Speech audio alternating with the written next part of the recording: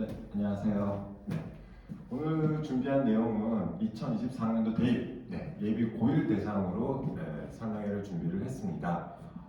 이 내용은 예비 고1 친구들이 고등학교 진학 이후에 무엇을 어떻게 준비하면 좋은지 그 방향성을 잡아보시면 좋을 것 같아서 그 내용들 위주로 정리를 했으니까 도움되셨으면 좋겠고요. 저는 입시전략연구소 소장 김대희라고 합니다. 네이버 밴드 입시전략연구소를 검색해 보시면 오늘 설명의 자료집뿐만 아니라 다양한 내용들을 보실 수 있으니까 한번 확인하셨으면 좋겠고요. 먼저 첫 장에서 말씀드릴 내용은 학년으로 살펴보는 입시의 변화라는 제목으로 한번 표를 만들어 봤어요. 입시가 바뀐다 하는데 어떤 내용이 어떻게 달라졌는지 확인하시면 좋을 것 같아서 준비를 했고요. 이걸 보실 때는 지금 현재 고1 올라가는 친구들이죠. 2024학년도 대입 준비는 먼저 첫 번째 2015 개정 교육과정에 영향을 받는 친구들입니다. 그 다음 수능 같은 경우도 올해부터 수능이 바뀌거든요. 올해 수능, 그 다음 수능, 그 다음 바뀐 세 번째 수능으로 여러 가지 그래도 누적된 데이터가 있을 거니까 뭐 도움 되실 수 있을 것 같고요.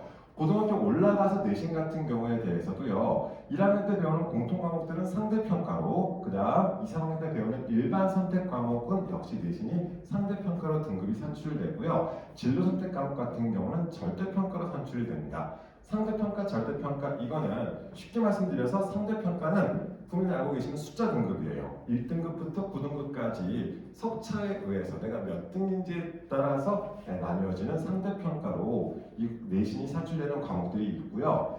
2, 3학년 때 배우는 과목들 중에서 진로 선택 과목이라고 과목들이 있습니다. 이 과목들은 A, B, C의 형태의 절대평가로 성적이 산출되고 있습니다. 자, 그 다음 자기소개서가 올해 지금 1학년 올라가는 친구들부터 폐지가 됩니다. 자, 자기소개서가 폐지가 되면은 물론 고3 때 한참 공부를 해야 될 시기 때 자기소개서를 쓰지 않아도 되는 장점이 있는가 하면 하지만 이거 생각을 하셔야겠죠. 무조건 좋은 건 아니에요. 학교생활 기록부가 그만큼 더 중요해진 거예요. 우리가 대학에 제출할 수 있는 서류가 학교생활기록부, 자기소개서, 교사추천서가 있었거든요. 그런데 교사추천서는 올해 고3부터 폐지가 됩니다. 그 다음 올해 고1 올라가는 우리 친구들부터는 자기소개서 역시 폐지가 되거든요. 이렇게 둘 다 폐지가 되다 보니까 우리가 대학에 제출하는 서류가 딱 한 개만 남죠. 학생부요. 학교생활기록부만 제출되다 보니까 자소서를 통해서 변명이라든지 내가 하고 싶은 말에 대해서 더 강조를 못하는 거예요. 제출할 수 있는 서류가 없는 거예요. 그러다 보니까 그만큼 학교생활기록부가 중요해졌거든요. 자, 그런데 뒤에서도 말씀드리겠지만 이 학교생활기록부에서도 정규 교육과정 외에 비교과 활동에 대해서 대입 반영을 폐지했습니다. 자, 그러면 기본적으로 서류를 볼 수 있었을 때 서류 자체에 대해서 여러분도 많이 알고 계셨던 그런 비교과 요들이요. 이게 다 폐지가 되다 보니까 남는 게 교과 중심으로 진행될 수밖에 없는 거죠. 자, 그 다음 고입의 형태 같은 경우는 현재까지는 큰 변화 없이 진행되고 있습니다. 이러한 상황에서 진행되는 우리 2024년도 대입 그럼 어떻게 진행되는지 조금 더 세부적으로 말씀을 드릴 건데요.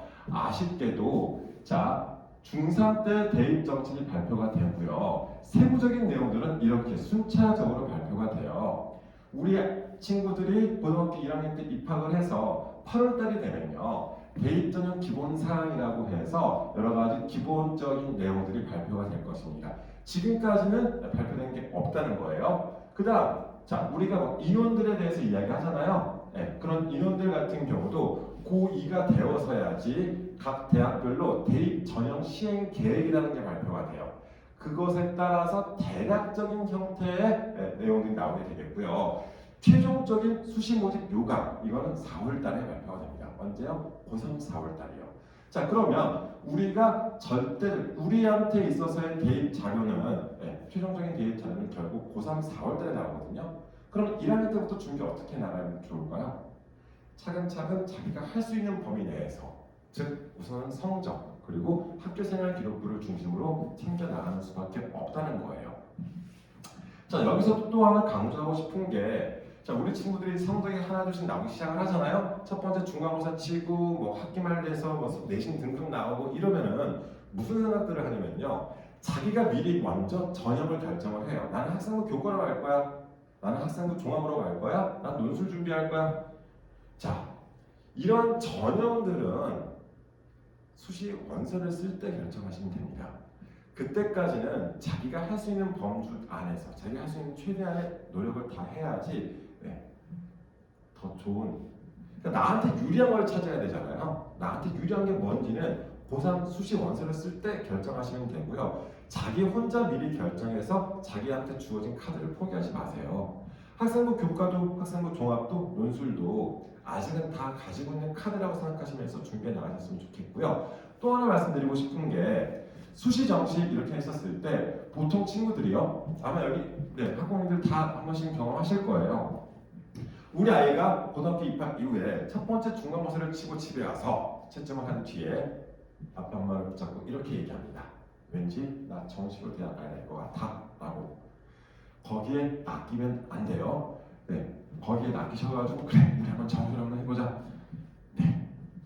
오히려 그것은 최악의 결과를 가져올 수도 있으니까요. 수시파, 정시파 이렇게 구별하지 마시고 어찌됐든 자기는 정시파를 할지라도 수시 원서를 쓸 수밖에 없어요. 그러다 보니까 최선을 다해서 자기가 할 수 있는 것 최대한 노력해서 준비해 나가라고 이렇게 말씀 전해드리고 싶고요.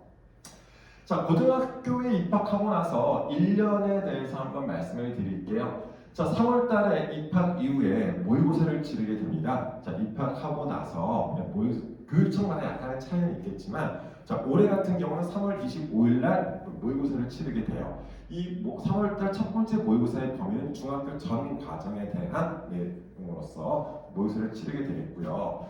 자, 3, 4월 달에 지금 4월 달 제가 공단으로 비워놨는데 3, 4월 달에 합쳐서 생각하시면은 3, 4월 달 같은 경우는 이것저것 결정할 게 굉장히 많습니다. 뭐 예를 들어서 반장도 뽑아야 되겠죠? 그리고 동아리도 결정하고요. 여러 가지 활동들에 대해서 첫 번째를 결정하게 되는 게 보통 3, 4월 달에 많이 결정을 하겠죠. 그래서 이 시기에는 오히려 2월 달, 3월 달 우리가 입학하고 나서 첫 번째 이 준비하는 과정에서는요. 내가 어떤 대학교 혹은 어떤 학과에 진학하고 싶은지에 대한 대략적인 형태의 틀이 잡혀 있으면 더 편할 것 같아요. 동아리 선택도 마찬가지고 여러 가지 활동들에 대해서 우리가 선택을 해야 되는데 그 선택을 함에 있어서 이런저런 불필요한 요소들을 좀 배제할 수 있게끔 그렇게 준비하실 수 있는 시간이 되었으면 좋겠고요. 자, 그리고 나서 모의고사 성적표가 나오고 거기에 대한 내용들이 진행되고 나서 5월 달에 1학기 중간고사 첫 번째 시험을 치르게 됩니다. 지필고사를 치르고요. 자, 또한 끝나고 나서 6월 달에 모의고사를 또 치러요. 6월 모의고사 진행이 되고요. 자, 7월 달에 역시 또 1학기 기말고사. 자, 어때요? 시험의 연속이죠. 계속해서 이렇게 중간고사, 모의고사, 기말고사, 모의고사 이런 형태로 진행됩니다. 자, 그리고 나서 여름방학 맞이하지만 여름방학이라고 해서 그렇게 길지도 않고요. 보통 여름방학 때 자기가 부족한 게 어떤 모습들을 가지고 있는지 이것들을 좀 채울 수 있는 그런 시간이 되었으면 좋겠고요. 그 이유가 개학하자마자 9월 달에 또 바로 모의고사를 쳐요. 올해 같은 경우는 9월 1일 날 치르게 되는데 부모를 치고 나서 역시 또 시간이 잘 진행되겠죠. 그러면서 2학기 중간고사 치를 거고요. 11월 달에 모의고사를 치릅니다. 12월 달에 기말고사를 치르고 다시 방학을 맞이하게 되면서 이렇게 1년이 끝이 나게 돼요. 지역마다, 지역 교육청마다 모의고사를 치는 데도 있고 치르지 않는 데도 있지만 서울, 경기, 광주 이런 지역을 제외하고 거의 대부분 전국의 모든 학생들이요 모의고사를 다 1년에 4차례씩 치르게 됩니다. 이런 모의고사 일정 같은 경우도 다 나와 있으니까 확인하시면 좋을 것 같고요. 이런 모의고사가 중요한 이유는 우선 대략적으로 내가 어느 정도의 위치에 있다. 특히나 11월 모의고사 같은 경우는 전국의 모든 학생들이 다 치러요. 우리 동년 친구들이, 같은 학년 친구들이 다 같이 치르게 되는 게 모든 교육청이 다 치르거든요. 자, 그러다 보니까 대략적인 나의 위치가 나올 수 있겠죠. 그래서 이런 모의고사를 통해서 내 위치가 어느 정도 수준에 있는지, 어느 위치에 있는지 확인하시면서 진행 계속해서 하시면 좋을 것 같습니다. 모의고사 성적표가 나오면은 뭐 저희 컨설팅도 있지만 학교 선생님과 상담도 해보시면서 더 어떻게 준비해 나가면 좋은지, 지금 이 상태에서 무엇을 더 어떻게 해야 되는지 이런 것들에 대해서 계속해서 점검해 나가셨으면 좋겠고요. 자, 고등학교 교육과정에 대한 내용을 말씀을 드릴 건데, 자, 크게요. 고등학교 교육과정은 교과 활동의 형태와 비교과 활동, 우리가 창의적 체험 활동이라고 부르는 이 비교과 활동, 이렇게 크게 두 가지로 분류를 할 수 있어요. 자, 그런데 이제 초창기 당시에 학생부 종합전형이 진행되는 과정에서 부모님들께서 크게 오해를 하셨던 것 중에 하나가 이 비교과 활동이 정말 중요하다더라. 네, 그래서 전부 다 막 비교과 활동에 매진하셨었거든요. 그런데 이 생각을 한번 해보시면 좋을 것 같아요.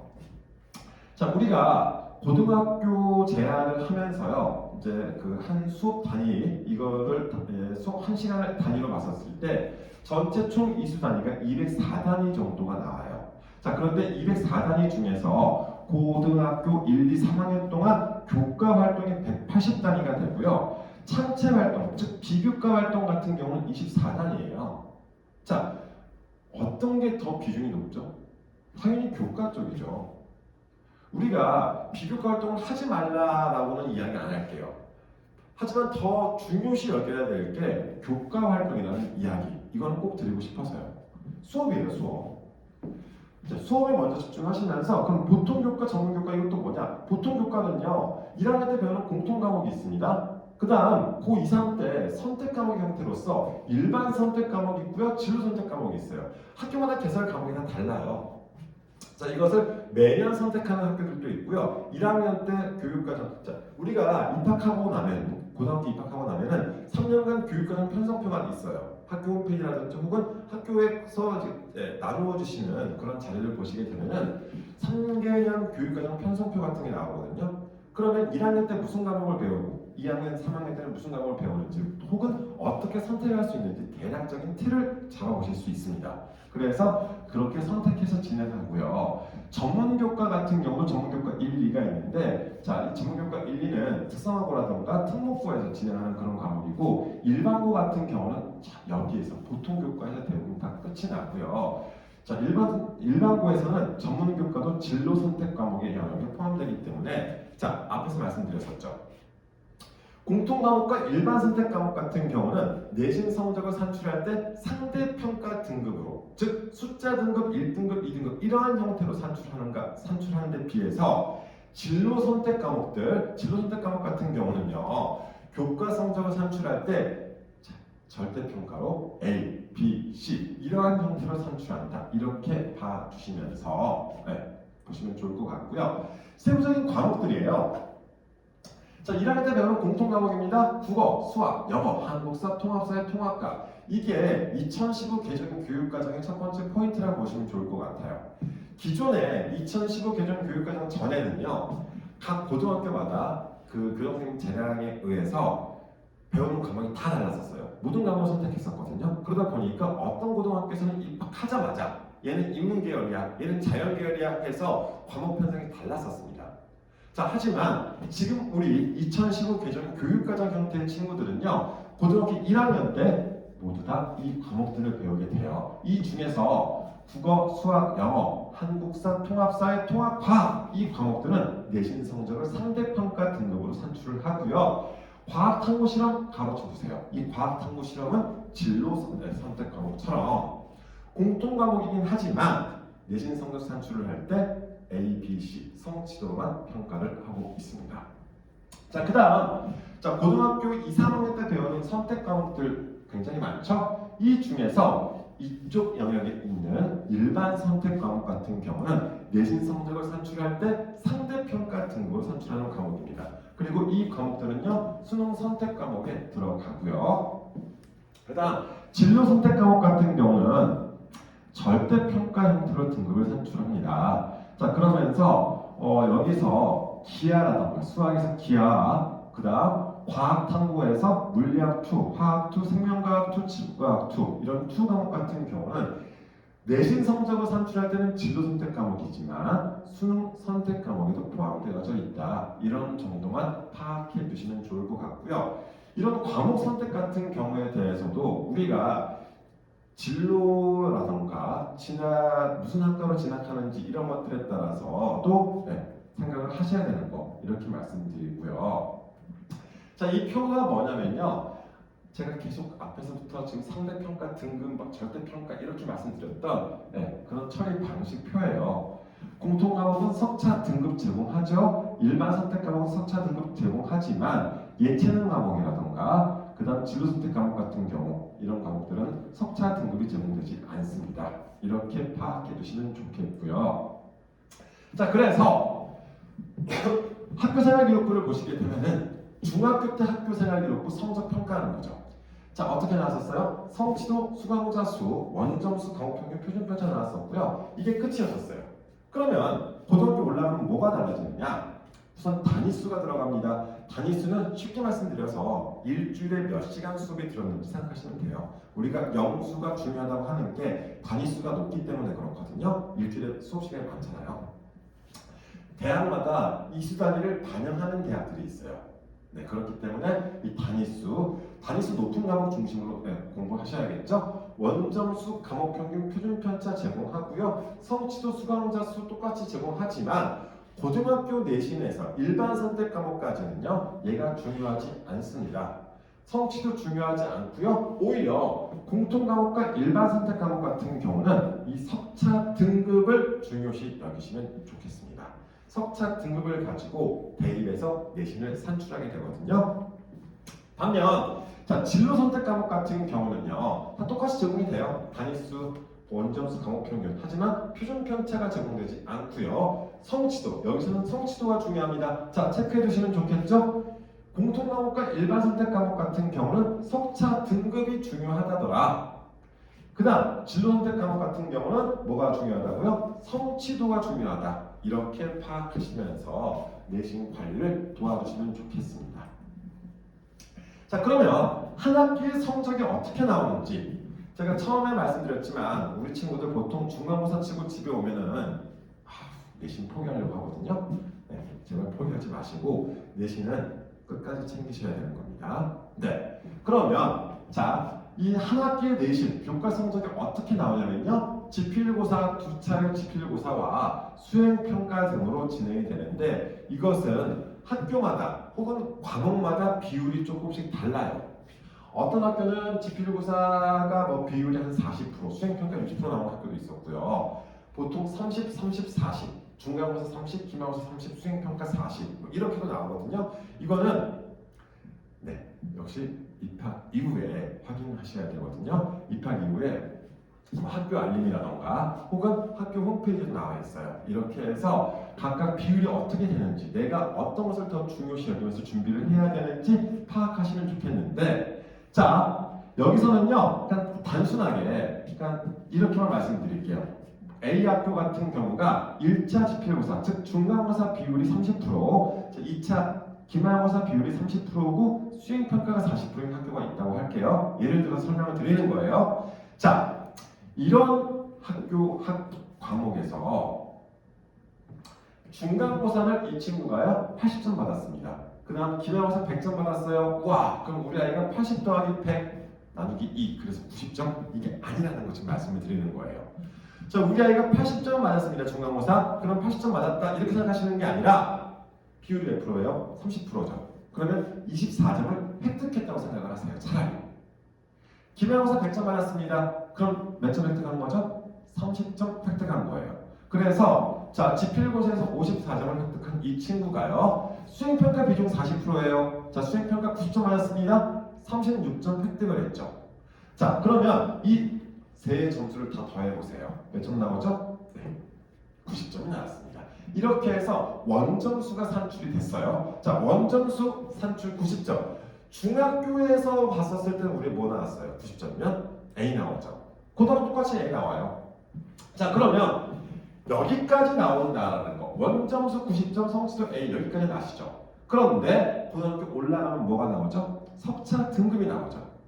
이 원점수를 바탕으로 아이들을 한 줄로 쭉 세웁니다. 그래서 100명 중에서 4등까지, 즉 4%까지 숫자 등급 1등급이 나오는 거고요. 5등부터 11등까지 100명 기준이에요.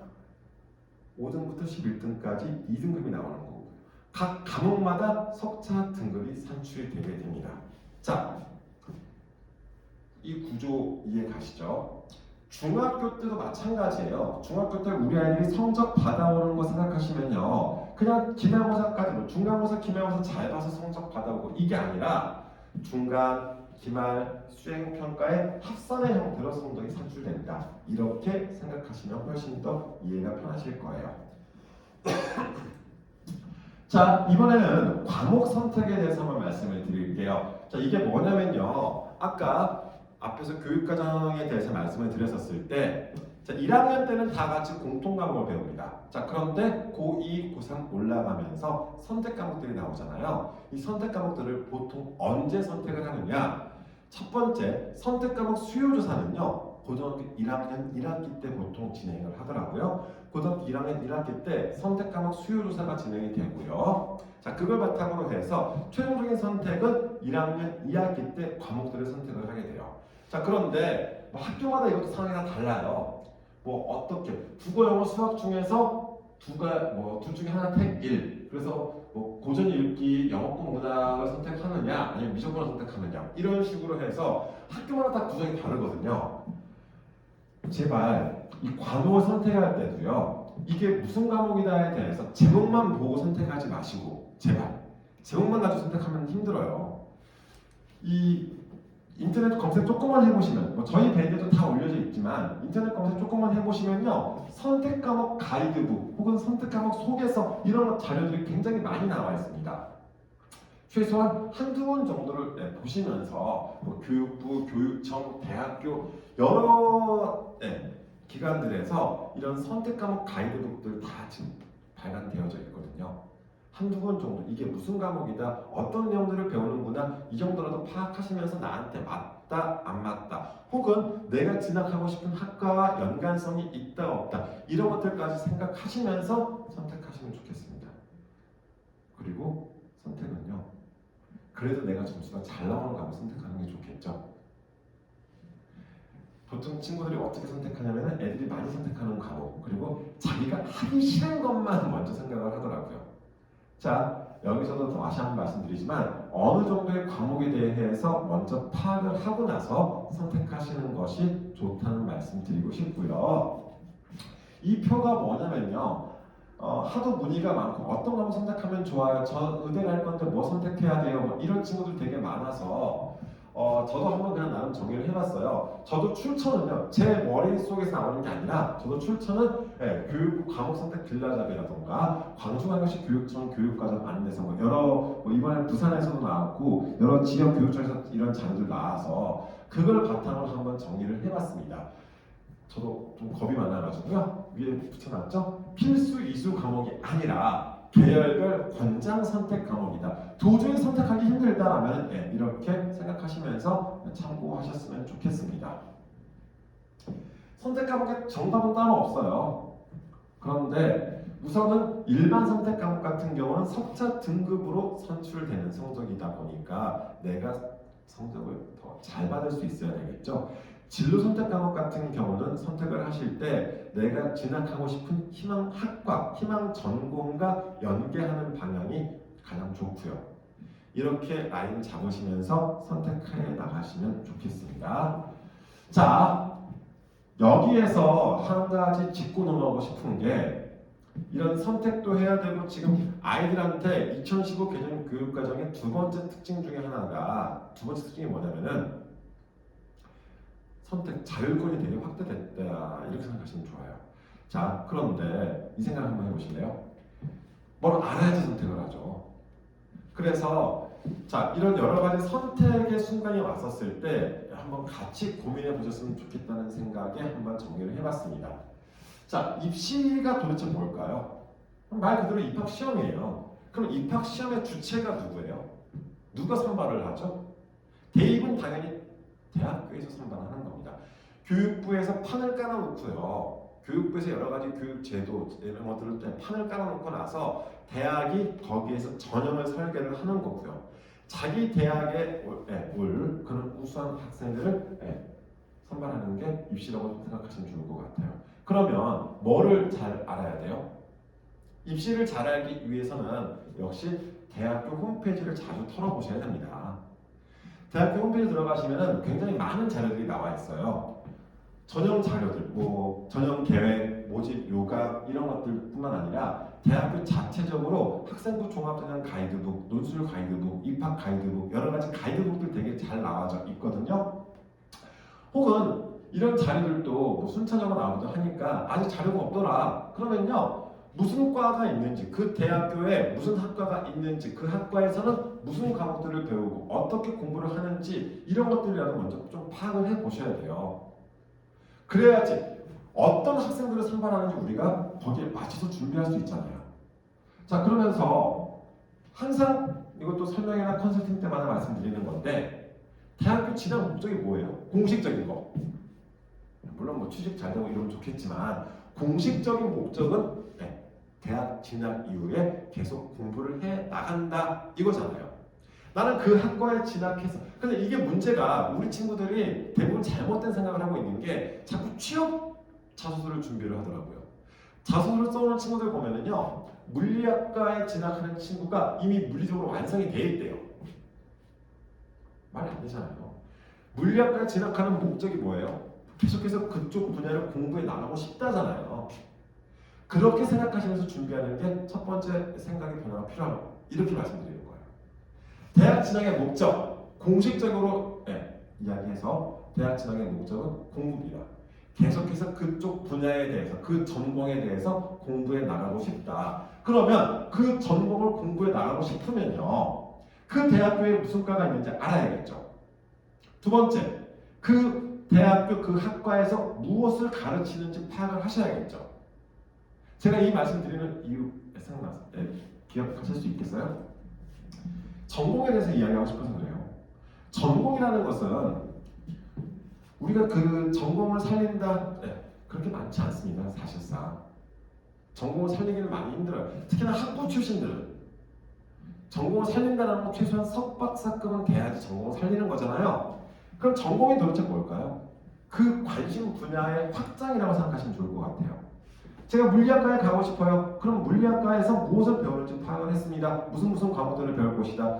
더 자세히 알면 좋겠지만 무슨 과목들을 배우는지 정도까지만이라도 파악한 뒤에 그러면 내가 대학교 진학 이후에 내 관심 분야가 물리학이라서 내가 대학 진학 이후에도 계속해서 이쪽을 공부하고 싶어서 나는 과목들을 선택을 할 때 이런 과목들을 선택을 했다.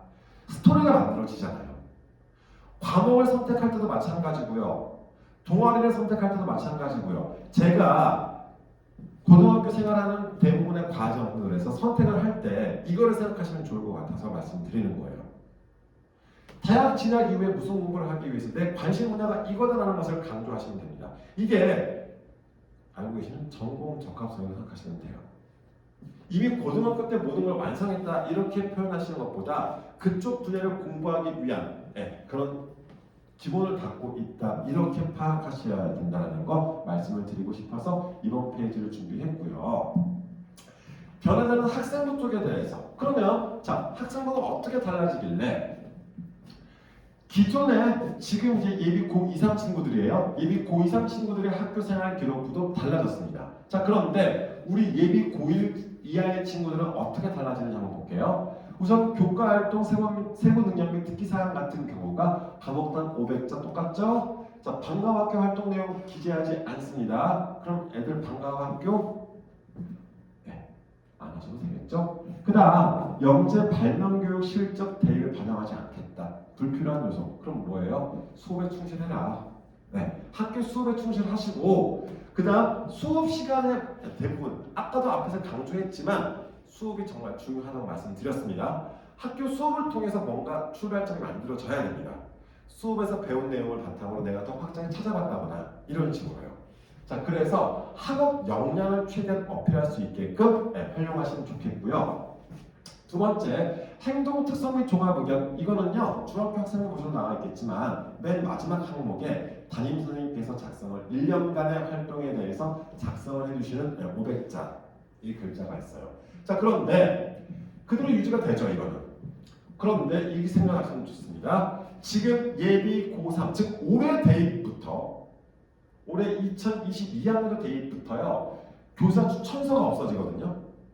교사 추천서가 없어지면서 이 행동특성의 종합의견 이게 교사 추천서를 대체한다고 생각하시면 돼요. 그러면 고등학교 1학년 때, 2학년 때 두 분의 선생님께 500자 총 1000글자의 추천서를 받는다라는 생각으로 그 틀 잡으시면 좋겠죠.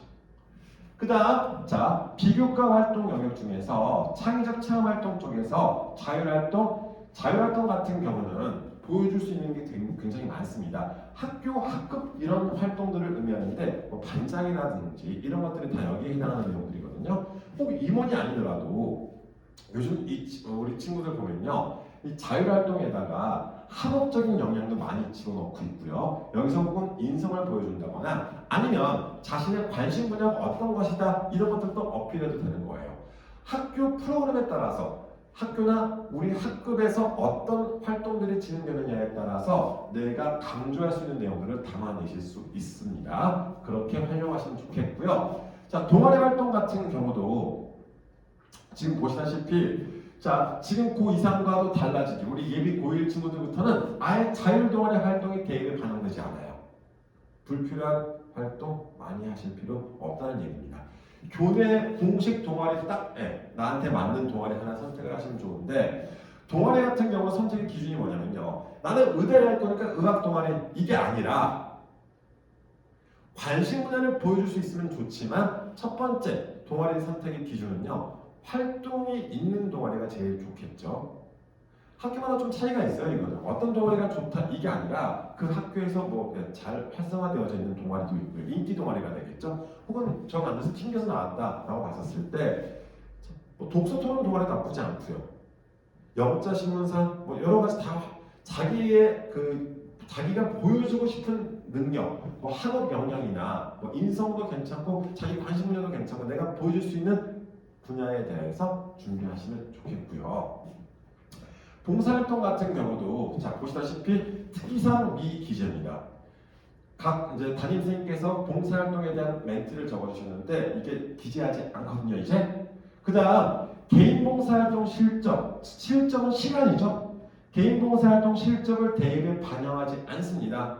개인 봉사 많이 하실 필요 없다는 이야기 이렇게 생각하시면 돼요. 자, 그러니까 뭐 학교 교육 계획에 따라서 교사가 진원 실적 대입 반영하는 이렇게 나왔는데 봉사 시간 자체가 큰 의미가 없다는 이렇게 판단하시면 되겠습니다.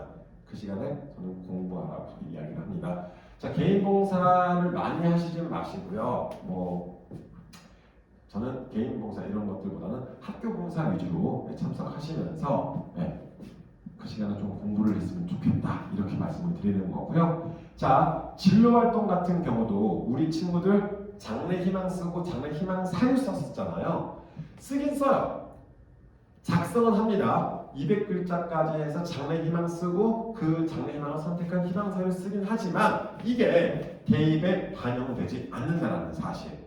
자, 그런데 지금 연간 700자잖아요. 200자는 장래 희망과 희망 사유고요. 그럼 나머지 500자는 뭐냐면요. 학교에서 진행하는 창의적 체험활동 영역 중에서 진로 활동 시간이 따로 있거든요. 이 시간에 대한 내용들이에요. 자, 그런데 이 부분에 대해서도 학교마다 프로그램이 달라서 뭐 어떤 강연도 듣기도 하고 뭐 여러 가지 활동을 많이 하거든요. 자, 그런데 안타까운 게 자꾸 전공 적합성만 생각하셨어요. 이것만 자꾸 작성을 해서 그쪽 방향으로 자꾸 쓰는 거예요. 전반적인 학업 역량을 다 강조하시면 됩니다. 너무 전공 적합성에 사로잡히지 마세요. 또 하나, 수상 경력 쪽에 대해서도요. 이제 대입을 반영하지 않습니다. 수상 실적 많아도 대입을 반영하지 않습니다. 그럼 뭐 하면 좋을까요? 그 시간에 공부하세요 그냥. 그 다음 마지막 독서활동. 독서활동 같은 경우에 대해서는 오해가 많으신데 자, 도서관과 저자를 작성해서 저희가 보통 1년에 10권 정도 이 정도 내외 작성을 했었거든요. 고2상 같은 경우는 지금 1년에 한 10권 내외 이 정도 작성을 하고 있습니다. 자, 그런데 예비 고1 친구들부터는 대입에 반영하지 않는다. 자, 여기서 오해가 또 발생하겠죠. 우리 아이들 대입에 반영하지 않는데요. 그럼 그럼 책 안 읽어요. 안 그래도 안 읽는 건데. 그런데 설마 교육부에서 책을 읽지 말라고 아예 반영하지 않았을까요? 네. 이 독서 활동 쪽에 대해서는요. 요즘 세부능력 및 특기사항, 각 과목의 세부능력 특기사항에 많이 작성하고 있거든요. 그러다 보니까 중복해서 너무나 많은 분량이 나오는 거예요. 그래서 따로 이 독서 활동 영역에 대해서는 대입을 반영하지 않겠다라고 이야기하는 겁니다. 여기서 오해 안 하셨으면 좋겠습니다. 독서 중요해요. 자, 그러면 어떻게 라인을 잡으시면 좋으냐? 수업 시간에 수업을 듣다가 모르는 게 생겼어요. 그럼 뭘 해야 되죠? 우리 친구들 대부분 다 뭐예요? 그냥 선생님한테 질문하거나 인터넷 검색하고 끝이에요. 이게 아니라 공부하다가 수업 시간에 수업을 듣다가 모르는 게 생겼다거나 호기심이 가는 뭔가가 생겼어요. 그러면 그거와 관련된 책을 찾아서 읽으세요. 그리고 그것을 바탕으로 해서 짤막한 보고서를 쓴다거나 해서 그 과목 담당 선생님께 제출을 하세요. 그러면 세부능력 특기사항이 기재가 됩니다. 이해 가세요? 이렇게 독서 활동을 어필하시면 됩니다. 학업 역량 쪽에서 가장 쉽게, 이 학업 역량을 가장 쉽게 어필할 수 있는 게 독서 활동이다. 이렇게 생각하시면서 어떤 특정 분야, 이것도요, 추천도서 굉장히 많이 나오잖아요. 추천도서가 다 좋은 게 아니에요. 야, 서울대 가려면 그 책 읽어야 되는데 이게 아니라는 얘기입니다. 독서의 동기, 원인, 그 독서를 한 이유를 찾으시라는 거예요. 이 책 왜 읽었어? 제일 싫어하는 질문이에요. 이 책 왜 읽었어? 제가 이게 궁금해서 이거 찾아보다 보니까 이 책을 읽게 됐습니다. 이게 나와야지 되는데 추천도서 가세요. 제목이 마음에 들어서요? 표지가 이뻐서요. 이딴 말이 이게 아니라는 거예요. 자, 오해하실까봐 한 번 더 강조하는데 독서 활동 대입에 반영하지 않는다. 와, 책 안 읽어도 된다. 아닙니다. 책 읽으셔야 됩니다. 그런데 책을 어떻게 읽으라고요? 내가 모르는 게 생겨서, 내가 수업을 듣다가 호기심이 생겨서 이 책을 찾아보게 되었다. 이렇게 연결시키시라고요. 아시겠죠? 자, 그렇게 달라진 학생부에 대해서도 한번 말씀을 드렸고요. 자, 이 변화된 학교생활 기록부의 중심은 결국 수업이다. 수업을 그만큼 잘 챙겨라. 지금 제가 오늘 계속해서 강조하고 있는 내용입니다. 학교 수업 정말 중요하다. 이렇게 생각하시면 좋겠습니다. 자, 수업 시간에 있었던 일들을 이렇게 세부능력 특기사항으로 각 과목 담당 선생님께서 작성을 해주시게 되는데요. 각 대학교에서 이야기하는 세부능력 특기사항, 지금 제가 자료집 안에는 서울대하고 고대만 넣어놨습니다. 각 대학교 학생부 종합전형 가이드북이라든지 이런 데 보시면은 나와 있으니까 확인하시면서 그만큼 학생부 영역 중에서 가장 분량도 많고요. 왜요? 교과가 그만큼 많잖아요. 5개 학기입니다. 수시에서 반영되는 게 고등학교 1, 2학년, 고등학교 1학기, 2학기까지 해서 총 5개 학기거든요. 5개 학기에 각각 선생님께서 약 40여 분의 선생님께서 이 친구에 대해 작성해 주시는 거예요. 그것만 하더라도 엄청난 분량이 나오겠죠. 자, 그만큼 세부능력 특기사항이 중요하다는 것에 대해서 말씀을 드리고 있습니다. 자, 수업 중요하고요. 수업 시간에 있었던 일 중에서 한 학기 동안에 있었던 일 중에서 자기 기억에 남는 것들 한두 가지 정도는 메모를 좀 해주라고 해주세요. 그래야지 작성하기 수월하니까요. 자, 그 다음 이 내용은 과목별 세부능력 특기사항 입력 범위에 대한 내용들입니다. 자, 우선 이 세특 같은 경우는 중학교 때는 세부능력 및 특기사항이 비어져 있는 학생들이 꽤 많았을 거예요. 굳이 특목 자사고 입시를 준비하는 친구가 아니면요, 세특이 비어져 있는 친구들이 되게 많았었거든요. 자, 하지만 고등학교에 올라가게 되면은 고등학교는 모든 학생에 대해서 입력을 하게끔 합니다. 자, 이렇게 기억하시면서 그러면 문제가 되는 게 뭐죠? 내 이야기가 들어가야 된다는 겁니다. 학교에서 무엇을 했다는 내용보다는 내가 수업 시간에 무엇을 했다 이 내용이 작성되어져 있어야 된다고요. 그래서 각 과목마다 자기 수업 시간에 자기가 했던 것들에 대해서 체크를 좀 해주라고 해주시면 좋겠습니다. 자, 그 다음 이 세부능력 특기사항의 입력이 불가한 항목이에요. 각종 공인 어학시험, 교과, 비교과 관련 교외 대회, 참여사실과 그 성동이 수상 실적, 그 다음 자 외부 활동들, 교회 인증시험, 논문, 도서 출간 사실, 지식재산권 이런 것들, K부크 수업 이런 것들 같은 경우도 다 입력이 불가능합니다. 자, 이런 내용들을 다 작성하다 보면요, 다 체크하시다 보면은 결국 남는 게 수업밖에 없는 거예요. 수업 시간에 무엇을 했는지. 자, 그런데 이것도 안타까운 게, 자, 의대 가고 싶은 친구예요. 그랬더니 정말 모든 과목에서 의학 관련 내용, 발표를 해도 의학이고 막 이러는 거죠. 제가 뭐 경영학과에 가고 싶어요. 그러면은 뭐 영어 시간에 발표를 하는데 경영학 관련해서 발표를 하고 막 이러는 거예요. 그게 과연 전공 적합성을 보여주는 건가요? 아닙니다.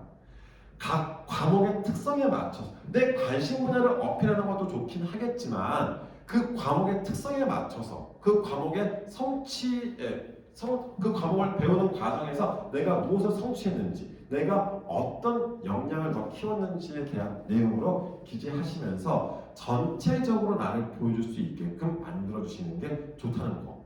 네, 이렇게 말씀드리고 싶어서 다시 한번 정리를 해드렸던 거고요.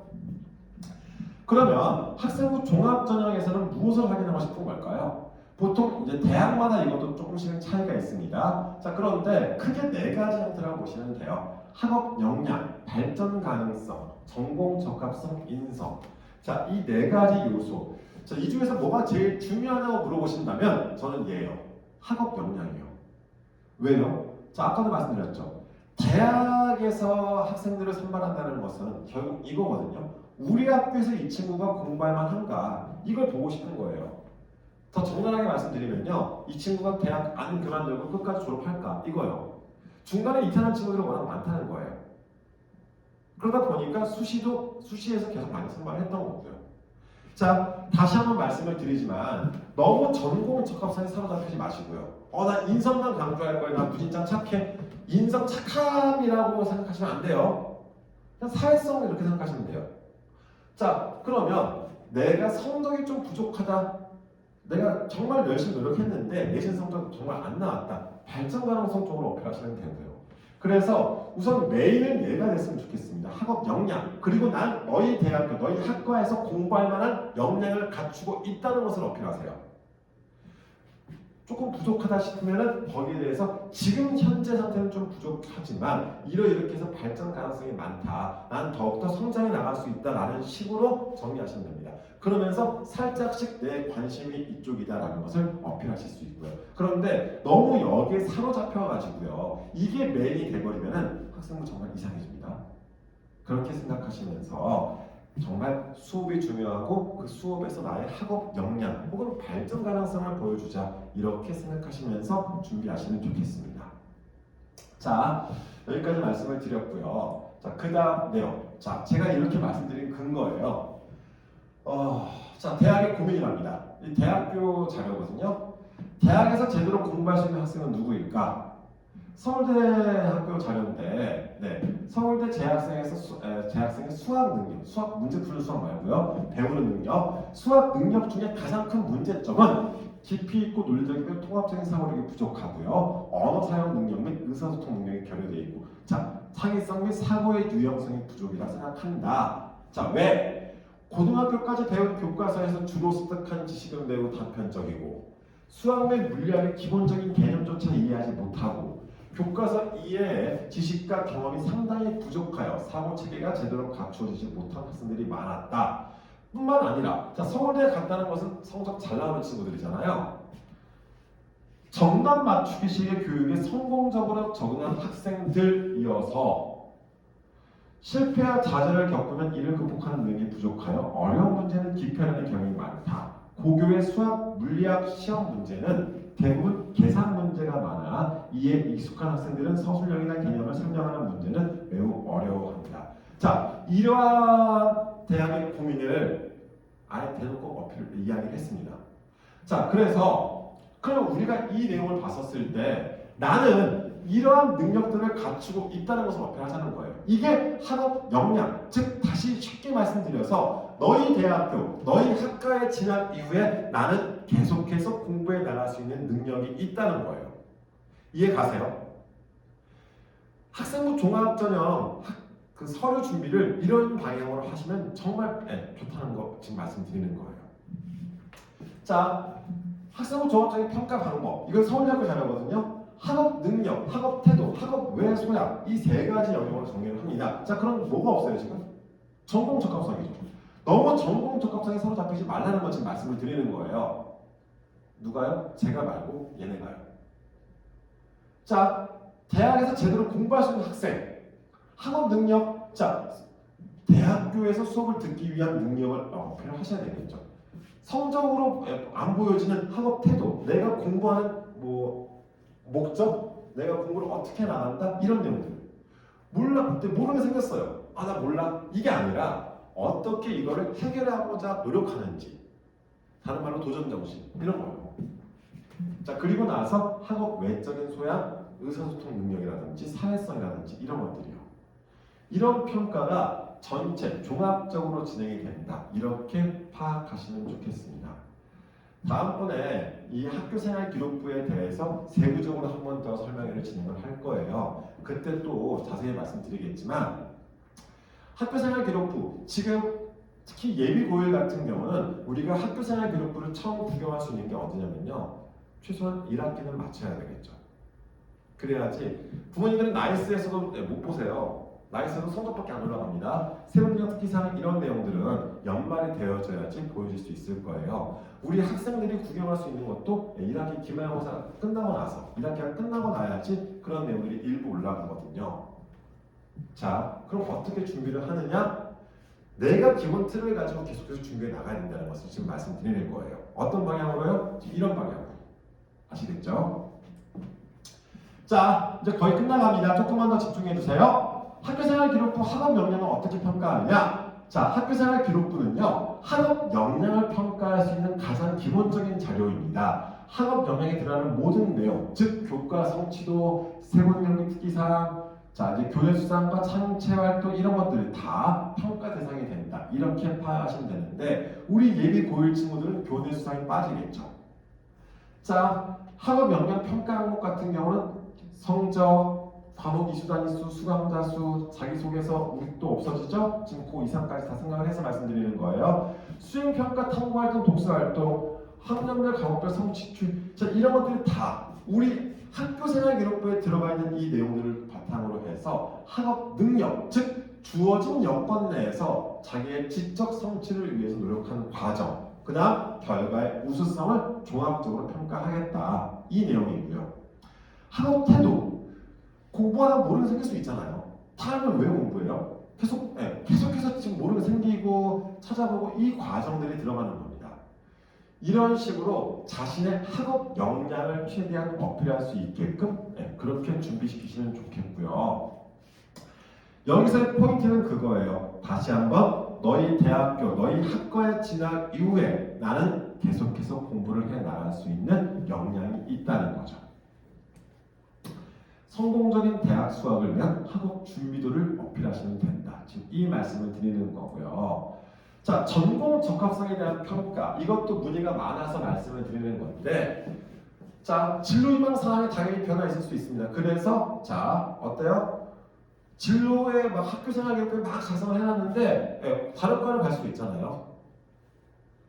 불리하지 않다는 것을 말씀드리는 거고요. 꼭 굳이 일관성을 가진 테마로 모집 단위와 관련된 해요. 그 활동만을 해도 그다음 좋지 않다는 거 말씀을 드리는 겁니다. 다양한 분야에서 나의 능력을 어필하는 것도 하나의 유리할 수 있는 그런 내용들이 되겠고요. 자, 전공 관련 교과목 이수 성취도 이것도 되게 많이들 물어보시거든요. 내가 물리학과를 갈 건데 물리를 수업을 듣는 게 좋겠죠. 우리 학교에 개설이 되어 있으면 선택해서 왜요? 내 관심도니까. 이해 가시죠? 이런 식으로 생각하시면서 전공에 대한 관심과 이해, 전공 관련 활동과 경험 이런 것들을 바탕으로 해서 여기서의 포인트는 그거예요. 나의 관심. 나는 이쪽 분야의 이쪽 분야의 공부가 재미있고 계속해서 배워나가고 싶다. 어디에서? 너희 대학교, 너희 학과에서. 아시겠죠? 이런 식으로 전공 적합성을 생각하시면 좋다는 거 말씀을 드리는 겁니다. 자, 다시 한번 대입 구조에 대해서 정리를 해드리자면 이 대입 구조, 그러면 우리가 학생부 중심으로 준비를 할 때 있어서 자, 우리가 1, 2학년 때까지는요, 2학년 때까지는 뭐 논술이든 정시든 생각하지 마시고요. 우선 학생부 중심으로만 생각하시자, 이 말씀을 드리는 거예요. 자, 이 준비하는 과정에서 다시 한번 말씀을 드리면 우리가 2학년 때까지는요, 왜요? 어차피 수시 모집 요강은 언제 나오죠? 고3 때 나온다고 그랬습니다. 그럼 고2 때까지 할 수 있는 게 뭐가 있어요? 학교생활 충실한 거예요. 학교생활 충실하는 게 수업에 충실하면서 수업을 바탕으로 한 서류까지 관리하시면서 생각하시면 되겠고요. 자, 그렇게 준비를 해 나가시자라고 다시 한번 복습 차원에서 말씀을 드렸고요. 자, 그러면서 이런 수시 모집에 대해서 간단히 말씀을 드리면, 수시 모집 같은 경우도 우리가 학생부 중심의 전형이 있고 논술 위주 전형이 있는데, 논술 위주의 전형도 지금은 생각하지 마세요. 뭐 부모님 생각하시는 그런 논술도 아닐 뿐더러 요즘은 대학별로도 논술 가이드북 혹은 대학교에서 진행하는 논술 수업도 있고 하니까 논술 수업은 고2 때까지는 조금만 참으시고요. 굳이 논술 준비를 하고 싶으시다? 그냥 글씨 쓰는 연습이나 좀 시키셨으면 좋겠습니다. 네. 차라리 학교생활 충실도를 더 높여주세요. 그 시간에 공부를 더 많이 했으면 좋겠고, 문제를 더 많이 풀었으면 좋겠다는 거 말씀드리고 싶고요.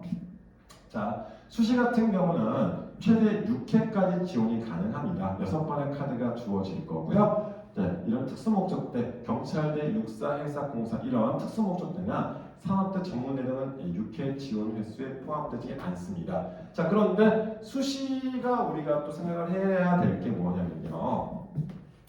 수시 모집에 합격하게 되면은 등록 여부와 상관없이 정시 및 추가 모집에 지원할 수 없기 때문에 수시 모집 같은 경우도 전략적으로 접근하시면 좋겠고요. 그리고 지금 1학년 때 혹은 2학년 때는 난 수시 안 쓸 거야, 난 정시로 대학 갈 거야 라고 생각하실지 모르겠지만, 저희도 저 같은 경우는 그래요. 제가 컨설팅 진행할 때 수시 준비를 시킬 때 어떻게 시키냐면요. 내가 정시로 갈 수 있는 대학의 라인을 잡아요. 그리고 수시 준비는 그 이상의 대학교를 시킵니다. 왜요? 수시에서 다 떨어져도 정시에 거긴 갈 거니까. 이해 가세요? 그냥 막연하게 난 정시로 대학 갈 거야, 난 수능 잘 봐서, 그렇다고 수능 다 맞을 수 있어요? 못 맞아요. 안 되죠. 말도 안 되죠. 자, 그렇다면 다시 한번 말씀을 드릴게요. 수시라는 것은요, 내가 정시로 어느 급의 대학을 갈 수 있다는 라인을 잡으시고요. 수시 준비는 그 이상의 대학교에 준비를 해보세요. 다 떨어져도 정시로 거기 갈 거니까. 아시겠죠? 그렇게 준비하시라는 취지에서 말씀을 드린 거고요.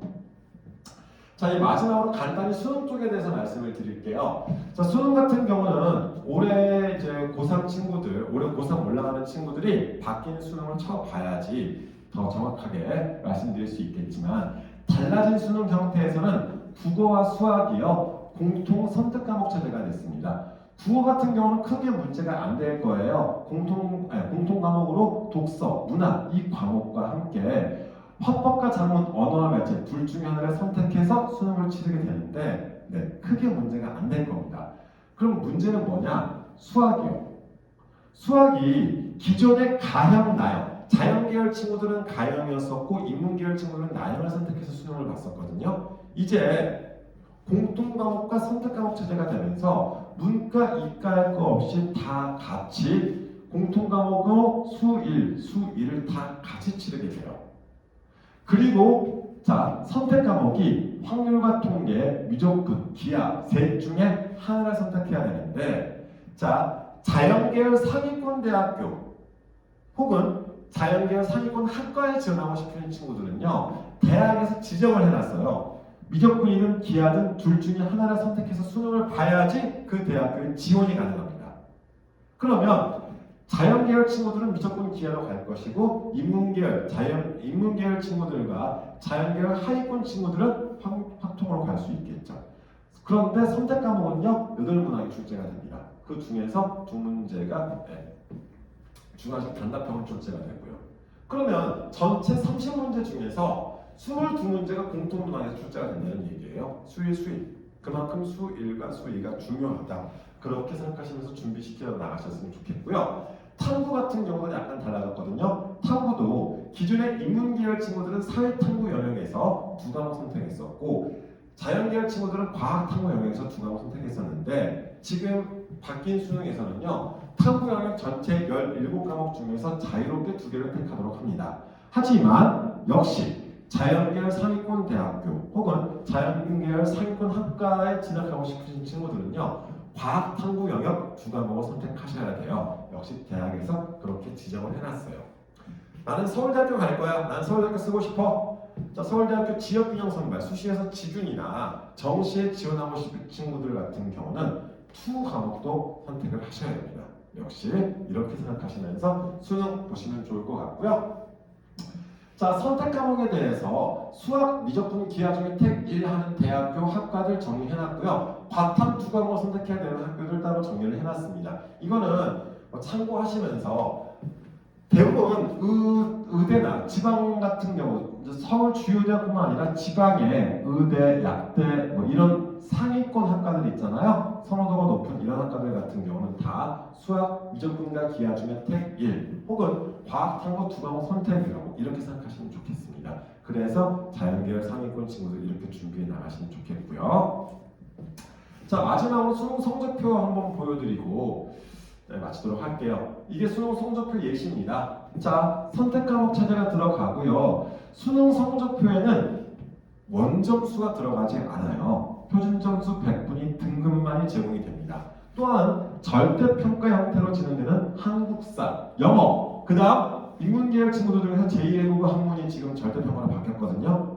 이 3과목 같은 경우는 뭐까지 없어요? 표준 점수 100분위로 제공되지 않죠. 등급만 제공이 됩니다. 그럼 아이들이 변별이 이루어지는 과목이 뭐예요? 국어, 수학, 탐구예요.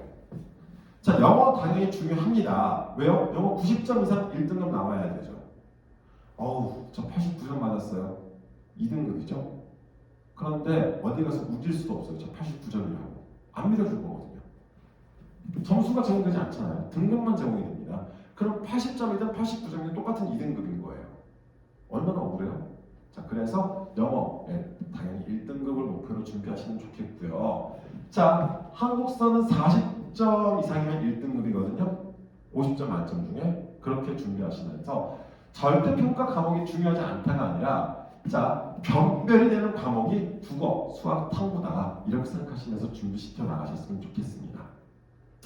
자, 오늘은 큰 틀에서 예비 고1 친구들을 위해서 2024년도 대입을 어떻게 준비하면 좋은지에 대해서 한번 정리를 해드렸는데요. 이거는 제 생각이지만 꼭 전염시키고 싶어요. 입시 제도가 진짜 많이 바뀌고 매년 바뀌고 막 그러잖아요. 입시 제도가 어떻게 바뀌어도요, 대학은 우수한 학생을 선발하고 싶어 해요. 그 어떻게 내가 우수하게 보여질지, 정량적인 내신 성적이 월등하게 유리하던가 아니면 다른 요소로서 말을 어필할 수 있었으면 좋겠는데, 내신과 수능 이게 정량적인 요소죠. 정량적으로 준비하면서 추가로 학교생활 기록부 관리까지 같이 진행이 됐으면 좋겠습니다. 자, 그래서 오늘 말씀드린 내용 마지막으로 한번 정리를 해드리고요. 저는 마치도록 할게요. 첫 번째, 고등학교 1, 2학년 때는 공통과목과 일반 선택 과목, 자, 둘 다 상대평가 과목이죠. 이 과목들을 중심으로 철저한 내신 관리가 필요하다. 두 번째, 학생부 종합 전형 준비는 전공 적합성보다는 학업 역량에 초점을 맞추고 준비하자. 세 번째, 학생부 관리는요, 양보다 질. 어차피 이제 양 늘릴 수 있는 거 별로 없어요. 그쵸? 그러면 질적으로 중요한데 방학 때마다 내 학생부를 한 번씩 점검할 수 있었으면 좋겠다는 거 말씀을 드리는 거고요. 마지막으로 제발, 저도 이거 입시 준비를 하다 보니까 항상 그 생각을 하는 거예요. 아이들이 왜 고등학교 1, 2학년 때 벌써부터 나는 교과로 갈 거야? 나는 종합으로 갈 거야? 난 논술로 갈 거야?